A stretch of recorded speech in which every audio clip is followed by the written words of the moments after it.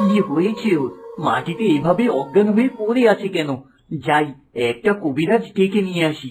নিশ্চয়ই ওর কোনো রোগ হয়েছে।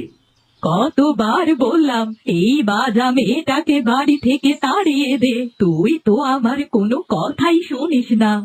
হ্যাঁ মা, আমি ওকে বাড়ি থেকে তাড়িয়ে দেব। আমি আবার নতুন করে সংসার করব। যাই, এবার কবিরাজ মশাইকে সাথে করে নিয়ে আসি।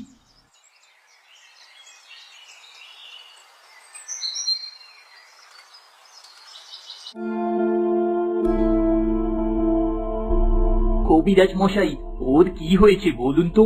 এভাবে অজ্ঞান হয়ে পড়ে আছে কেন? তোমার বউ মা হতে চলেছে। এ তো দারুণ সংবাদ। যাও যাও, এবার মিষ্টি কিনে আনো। সত্যি সত্যি আমার বউ মা হতে চলেছে। আজ আমার আনন্দের দিন। আপনি ভাবতেও পারবেন না কবিরাজ মশাই, আমার যে কি আনন্দ লাগছে। আজ কতদিন পর আমি দাদিমা হতে চলেছি। হতে পারে আমাদের ঘরে কোনো ছেলে সন্তান হবে, আর একবার যদি ছেলে জন্ম নেয় আমরা মহারাজের কাছ থেকে অনেকগুলো মোহর পাবো। তুমি একদম ঠিক কথা বলেছ। এখন থেকে ওকে আর বাড়ির কাজ করতে বলো না। প্রয়োজন পড়লে আমি একটা কাজের লোক রেখে দেব। ওর এখন বিশ্রাম প্রয়োজন।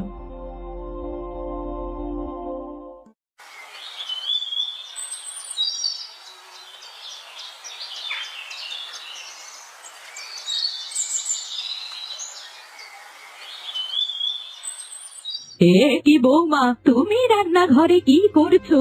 তোমাকে না বলেছি ঘর থেকে একদম বের হবে না। ও মা, আমি এভাবে অলসভাবে রান্নাঘরে বসে থাকতে পারবো না। আপনি বয়স্ক মানুষ, রান্না করবেন, আর আমি ঘরে বসে বসে থাকবো। ও কি করে সম্ভব? এখন থেকে তোমাকে কোনো কাজ করতে হবে না। আজ থেকে সংসারের সব কাজ আমি করব। আপনার এখন বয়স হয়েছে, এই ঘরের কাজকর্ম করার বয়স এখন আপনার না মা। কি ব্যাপার, এই রান্নাঘরে আবার ছাগলের বাচ্চার আওয়াজ কোথা থেকে পাওয়া যাচ্ছে? আমিও তো শুনলাম একটা ছাগলের বাচ্চা কেঁদে উঠেছে। মনে হয় আমি বাইরে থেকে ছাগলের বাচ্চার আওয়াজটা শুনেছি।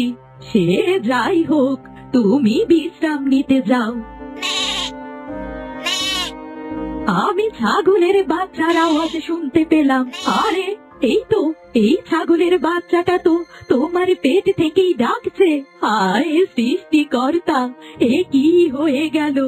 আমার ছেলের পেট থেকে শেষ পর্যন্ত কি না